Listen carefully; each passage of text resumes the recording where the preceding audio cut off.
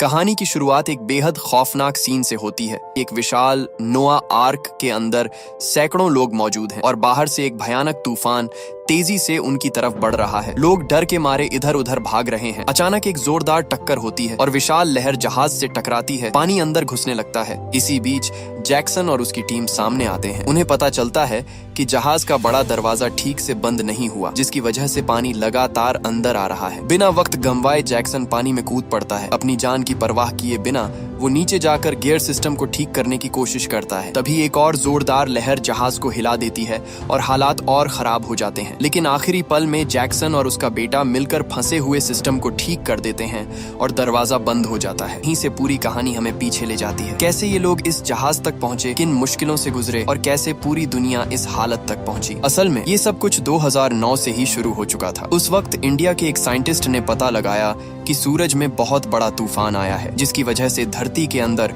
अजीब रिएक्शन शुरू हो गया। इससे जमीन के अंदर का तापमान बढ़ने लगा और नीचे से खतरनाक गर्मी बाहर आने लगी। साइंटिस्ट्स को डर था कि एक दिन यही चीज पूरी इंसानियत को खत्म कर सकती है। जब ये खबर अमेरिका के साइंटिस्ट एड्रियन तक पहुंचती है तो वो जल्दी से वॉशिंगटन जाता है ताकि बड़े अफसर को बता सके। लेकिन उसे सिर्फ इसलिए अंदर नहीं जाने दिया जाता क्योंकि उसने सूट नहीं पहना होता। अंदर उस वक्त अमीर लोगों की एक पार्टी चल रही होती है। बड़ी मुश्किल से वो सूट पहनकर अंदर जाता है, लेकिन फिर भी उसकी बात को सीरियस नहीं लिया जाता। जब वो जोर देकर अपनी रिपोर्ट दिखाता है तब जाकर अफसर को यकीन आता है और वो उसे तुरंत प्रेसिडेंट के पास ले जाता है। इसके बाद दुनिया के बड़े लीडर्स की एक सीक्रेट मीटिंग होती है जहां ये फैसला लिया जाता है कि दुनिया को बचाने के लिए एक बहुत बड़ा जहाज बनाया जाएगा। ये जहाज चीन के तिब्बत वाले ऊंचे इलाके में बनाया जाता है ताकि पानी वहां तक न पहुंच सके। वहां के लोगों को हटाकर चुपचाप काम शुरू होता है। साथ ही दुनिया के अमीर लोगों को महंगे टिकट बेचकर पैसे जुटाए जाते हैं ताकि कुछ लोगों को बचाया जा सके और इंसानियत की निशानियां भी सुरक्षित रखी जा सके। ये सब सिर्फ एक आम बचाव प्लान नहीं है, बल्कि बहुत बड़ा सीक्रेट ऑपरेशन चल रहा है। इसमें अमेरिका के प्रेसिडेंट की बेटी लॉरा भी शामिल होती है। पूरी प्लानिंग इतनी सीक्रेट रखी गई होती है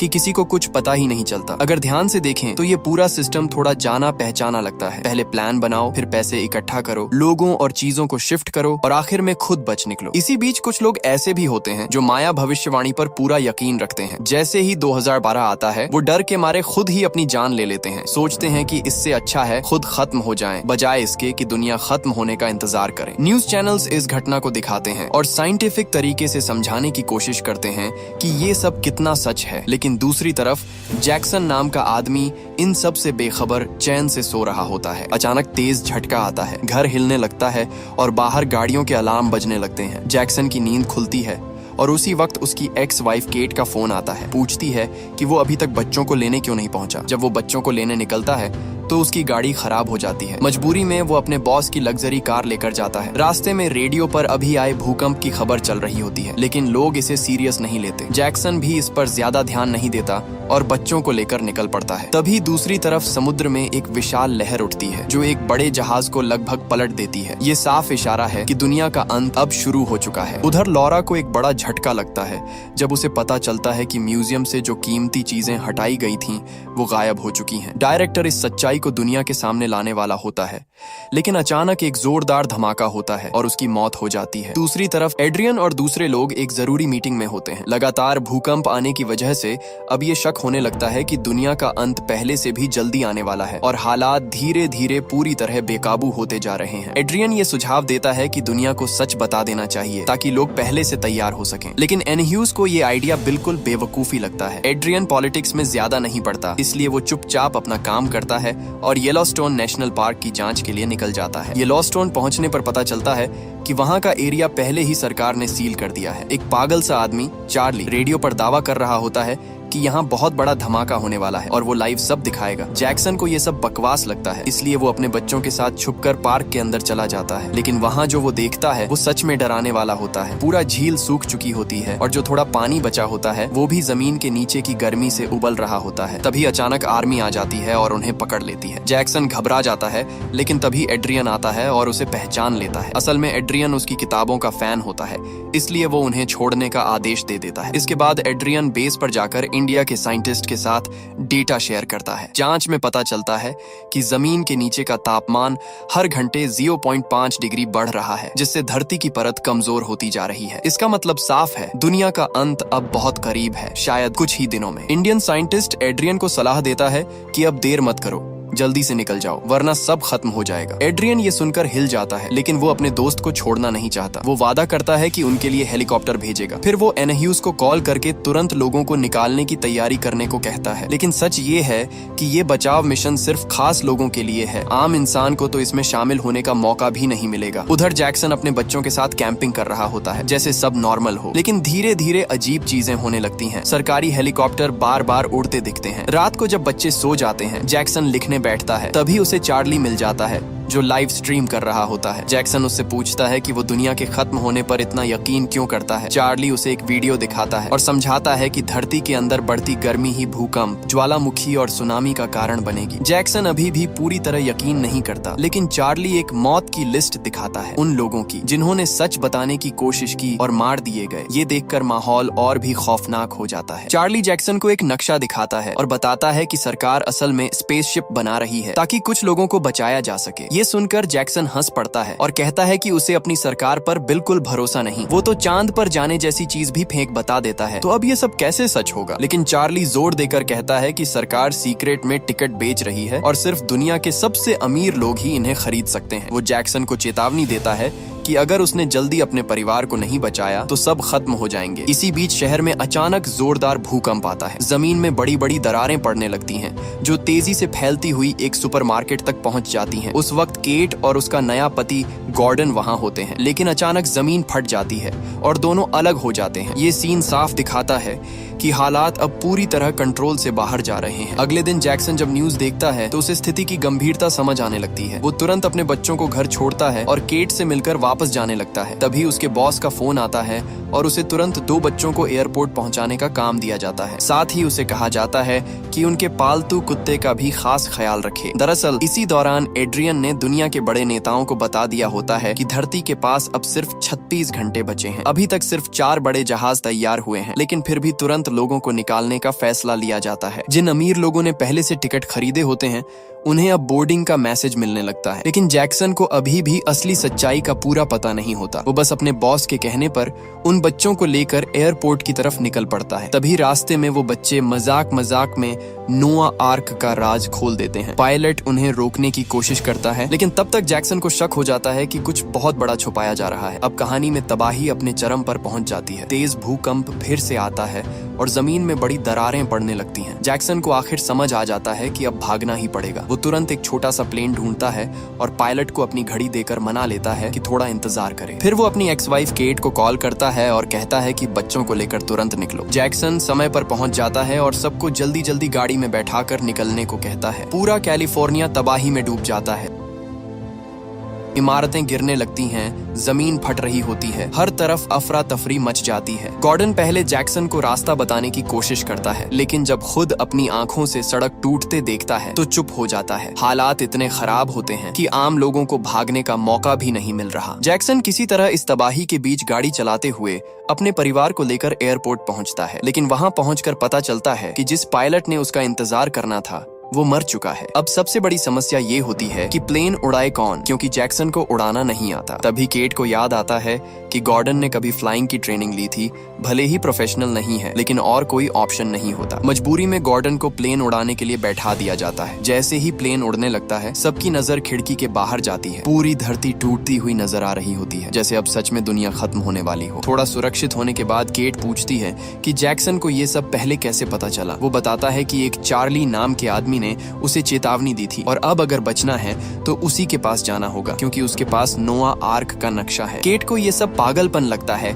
लेकिन गॉर्डन उन्हें बाहर देखने को कहता है। पूरी जमीन जिस पर शहर खड़े थे धीरे धीरे समुद्र में डूब रही होती है। अब साफ हो जाता है कि माया की भविष्यवाणी सच हो चुकी है। इसी बीच एक जहाज जो समुद्र में था वो बच जाता है और उसमें बैठे लोग अभी भी गाने बजाने में लगे होते हैं। उसी जहाज पर एड्रियन का पिता भी होता है। जब उसे बेटे का फोन आता है और वो सच जानता है तो उसके पैरों तले जमीन खिसक जाती है। उसे ये भी पता चलता है कि उसके लिए कोई जगह नहीं रखी गई। वो आखिरी बार बेटे से बात करता है, एक ड्रिंक लेता है और आने वाली सुबह को अलविदा कह देता है। इधर जैक्सन अपने परिवार के साथ वापस उस जगह पहुंचता है जहां चार्ली था। वो गॉर्डन को कहता है कि प्लेन में फ्यूल भरो और खुद अपनी बेटी के साथ चार्ली को ढूंढने निकल पड़ता है। चार्ली एक पहाड़ी पर खड़ा होकर अभी भी लाइव कर रहा होता है। जैक्सन उससे नक्शा मांगता है, लेकिन चार्ली कहता है कि आम लोग वहां तक पहुंच ही नहीं सकते। जैक्सन उसे मनाने की कोशिश करता है, यहाँ तक कि प्लेन में सीट देने का भी ऑफर करता है, लेकिन चार्ली मना कर देता है। वो आखिरी पल तक सब कुछ लाइव दिखाना चाहता है। आखिर में चार्ली बता देता है कि नक्शा उसकी वैन कैंपर में है। तभी अचानक जोरदार धमाके शुरू हो जाते हैं। पूरा इलाका हिलने लगता है। जैक्सन अपनी बेटी को लेकर तुरंत भागता है और वापस प्लेन की तरफ दौड़ता है। उधर चार्ली अपनी लाइव स्ट्रीम जारी रखता है।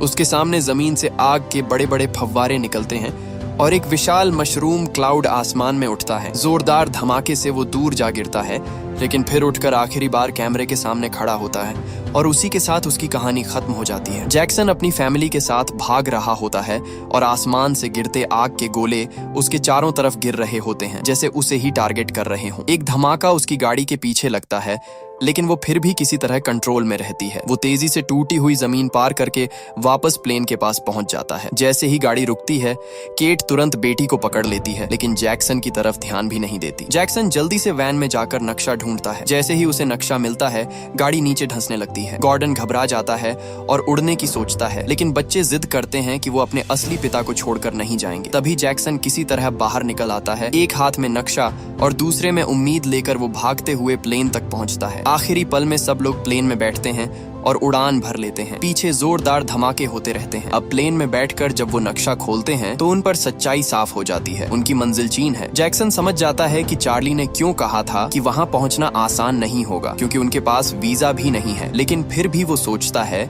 कि अगर बड़ा प्लेन मिल जाए तो शायद वो वहां पहुंच सकते हैं। दूसरी तरफ एड्रियन अपने पिता को बचाने के लिए एक और टिकट मांगता है, लेकिन एनह्यूज साफ मना कर देता है। वो कहता है कि उसने शुरुआत से ही अपने परिवार को बचाने का प्लान नहीं बनाया, क्योंकि उसके हिसाब से बूढ़े लोगों को बचाने में समय बर्बाद होगा। वो ये भी बताता है कि दुनिया में पहले ही दंगे शुरू हो चुके हैं, लोग सड़कों पर उतर आए हैं और अगर अभी सच बता दिया गया तो हालात और खराब हो जाएंगे। इसलिए वो आखिरी वक्त तक सब कुछ छुपा कर रखना चाहता है। एड्रियन ये सब सुनकर टूट जाता है और उससे बहस करता है, लेकिन तभी खबर आती है कि तबाही बहुत तेजी से फैल रही है और कुछ ही घंटों में वॉशिंगटन तक पहुंच जाएगी। इसका मतलब है कि सरकार का झूठ ज्यादा देर तक नहीं टिकेगा। प्रेसिडेंट को जब ये बताया जाता है तो वो अचानक फैसला करता है कि अब सच बताना चाहिए। वो अपनी बेटी को एड्रियन के हवाले करता है और खुद लोगों को सच्चाई बताने का सोचता है। इधर आम लोग पहले ही तबाही में फंसे हुए हैं। एयरपोर्ट्स बंद हो चुके हैं, फ्लाइट्स रोक दी गई हैं और हजारों लोग वहीं फंसे हुए हैं। हालात पूरी तरह कंट्रोल से बाहर जा चुके हैं और अब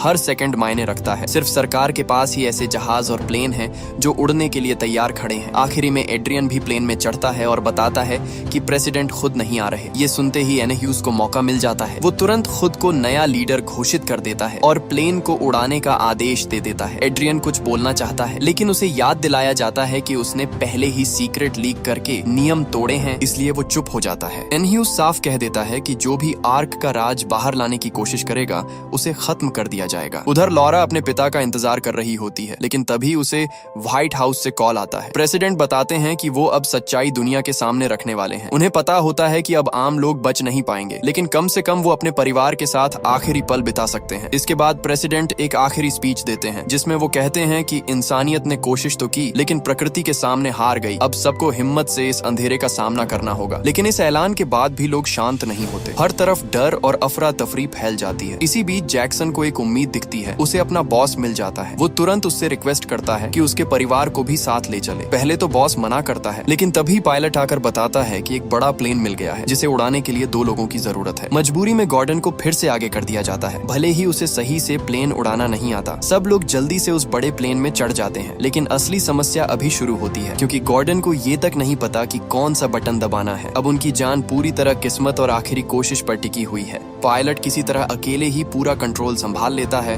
और सबको गाइड करते हुए प्लेन को हवा में ले जाता है। प्लेन मुश्किल हालात में उड़ते हुए चीन की तरफ बढ़ता है। उधर चीन में अभी माहौल शांत होता है। तिब्बत के एक मंदिर में गुरु एक युवा भिक्षु को समझा रहे होते हैं कि हर हाल में मन को शांत रखना चाहिए, लेकिन वो भिक्षु परेशान होता है क्योंकि उसके भाई ने पहले ही उसे नोआ आर्क की खबर दे दी होती है और भागने को कहा होता है। आखिरकार गुरु उसे घर जाकर अपने परिवार को बचाने की इजाजत दे देते हैं, लेकिन जब वो अपने दादा दादी को लेने जाता है तो वो मना कर देते हैं। अपनी जमीन छोड़ना उन्हें मंजूर नहीं होता। इधर जैक्सन और उसकी फैमिली प्लेन में सफर कर रहे होते हैं, लेकिन एक बड़ी समस्या सामने आती है। उनके पास आर्क का टिकट नहीं है और बिना टिकट वहां पहुंचकर भी बचना मुश्किल है। उसका बॉस साफ कह देता है कि ये टिकट बहुत महंगे हैं और वो मदद नहीं करेगा। तभी पायलट बताता है कि फ्यूल कम है और उन्हें हवाई में उतरना पड़ेगा। लेकिन जब वो वहां पहुंचते हैं तो देखते हैं कि पूरा इलाका तबाह हो चुका है। ज्वालामुखी फट चुके हैं, लावा हर तरफ फैल चुका है और पूरा समुद्र लाल हो गया है। अब उनके पास कोई रास्ता नहीं बचता, इसलिए वो चीन की तरफ ही उड़ते रहते हैं, चाहे क्रैश लैंडिंग ही क्यों न करनी पड़े। दूसरी तरफ दुनिया भर में तबाही फैल चुकी होती है। जापान, वॉशिंगटन, हर जगह भूकंप और सुनामी सब कुछ खत्म कर रहे होते हैं। बड़े बड़े लैंडमार्क गिर जाते हैं और समुद्र की विशाल लहरें शहरों को निगल जाती हैं। एड्रियन बताता है कि कुछ ही घंटों में ये लहरें तिब्बत तक पहुंच जाएंगी और धरती का नक्शा ही बदल जाएगा। आखिरकार जैक्सन का प्लेन आखिरी वक्त में तिब्बत में लैंड कर जाता है, लेकिन अब उसमें पावर नहीं बचती। पायलट दूसरों को गाड़ी में बैठकर भागने को कहता है और खुद पीछे रुक जाता है ताकि सही समय पर दरवाजा खोल सके। सब लोग जल्दी से गाड़ी में बैठते हैं, लेकिन जैसे ही उसे स्टार्ट करने की कोशिश करते हैं वो चालू ही नहीं होती। इस आखिरी पल में भी किस्मत उनका इम्तिहान ले रही है। हालात पूरी तरह बेकाबू हो जाते हैं। जैसे ही सब लोग प्लेन से बाहर निकलते हैं, प्लेन कुछ सेकंड के लिए रुकता है और फिर सीधा नीचे गिरकर क्रैश हो जाता है। पायलट भी उसी के साथ मारा जाता है। तभी चीन की मिलिट्री ट्रांसपोर्ट फ्लाइट आती है। लोग मदद मांगते हैं, लेकिन उनसे टिकट मांगा जाता है। जैक्सन का बॉस तुरंत टिकट दिखाकर अपने परिवार के साथ चढ़ जाता है, लेकिन उसकी गर्लफ्रेंड को अंदर नहीं जाने दिया जाता क्योंकि उसके लिए टिकट नहीं होता। ये सीन साफ दिखाता है कि उस वक्त भी अमीर और गरीब में कितना फर्क है। इसी बीच एक और झटका लगता है। तीसरा आर्क खराब हो जाता है और उसमें लोग नहीं चढ़ सकते। मतलब जिन्होंने पैसे देकर टिकट खरीदे थे उनका भी बचना अब पक्का नहीं है। उधर एड्रियन को पता चलता है कि इंडियन साइंटिस्ट को बचाने के लिए कोई हेल्प भेजी ही नहीं गई और वो वहीं मौत का सामना कर रहा है। अब समय बहुत कम बचता है, करीब 28 मिनट। एन ह्यूज तुरंत मीटिंग बुलाता है और फैसला करता है कि आर्क को जल्दी चालू किया जाए, चाहे कुछ लोग पीछे ही क्यों न रह जाएं। दूसरी तरफ जैक्सन अपनी फैमिली के साथ किसी तरह एक भिक्षु की मदद से आर्क की जगह तक पहुंच जाता है, लेकिन गेट पर उन्हें रोक दिया जाता है क्योंकि उनके पास टिकट नहीं होता। केट लोगों से विनती करती है और आखिरकार गार्ड मान जाता है और उन्हें अंदर जाने देता है। उधर जैक्सन का बॉस भी गार्ड को मारकर जबरदस्ती अंदर घुसने की कोशिश करता है। अब सिर्फ 17 मिनट बचे होते हैं और हर कोई अंदर जाने के लिए भाग रहा होता है। तभी एड्रियन सबके सामने खड़ा होकर कहता है कि अगर इंसानियत बचानी है तो सिर्फ अमीरों को नहीं बल्कि सबको मौका देना होगा। उसकी बात लोगों को छू जाती है और आखिरकार गेट खोलने का फैसला लिया जाता है। लेकिन जैसे ही गेट खुलता है एक हादसा हो जाता है।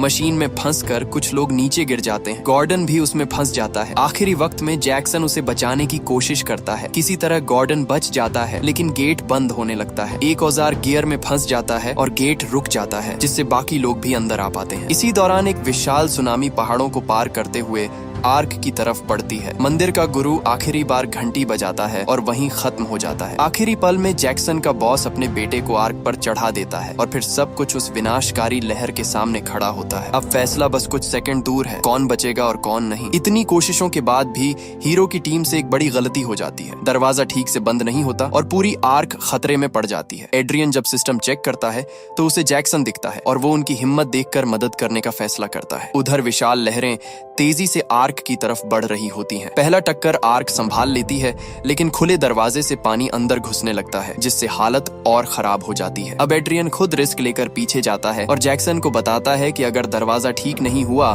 तो पूरी आर्क पहाड़ से टकराकर खत्म हो जाएगी। अपने परिवार को बचाने के लिए जैक्सन बिना सोचे पानी में कूद जाता है। वो नीचे जाकर फंसे हुए गियर को ढूंढता है और उसे ठीक करने की कोशिश करता है। इसी बीच उसका बेटा भी उसकी मदद के लिए आ जाता है। दोनों मिलकर जल्दी से समस्या समझ लेते हैं और सही वक्त पर केबल खींचकर दरवाजा बंद कर देते हैं। जैसे ही दरवाजा बंद होता है, कैप्टन तुरंत जहाज को पीछे करने का आदेश देता है। हालांकि जोरदार टक्कर में आर्क एक बर्फीले पहाड़ से टकरा जाती है, लेकिन फिर भी बच जाती है और नई दिशा में आगे बढ़ने लगती है। इस दौरान सबको लगता है कि जैक्सन मर गया, लेकिन कुछ देर बाद वो पानी से बाहर आ जाता है। उसका परिवार उसे देखकर राहत की सांस लेता है और सब इमोशनल हो जाते हैं। अब साफ है कि उसी की वजह से सबकी जान बची है। इसके बाद सब कुछ धीरे धीरे शांत हो जाता है। एड्रियन को भी उसकी बहादुरी का इनाम मिलता है और उसकी लाइफ में खुशी लौट आती है। आर्क आखिरकार सुरक्षित रह जाती है और जब दरवाजा खुलता है तो सूरज की रोशनी अंदर आती है। ये एक नई शुरुआत का संकेत होता है। लोग नए महाद्वीप की तरफ बढ़ते हैं, जहाँ से जिंदगी फिर से शुरू होगी। अंत में फिल्म ये दिखाती है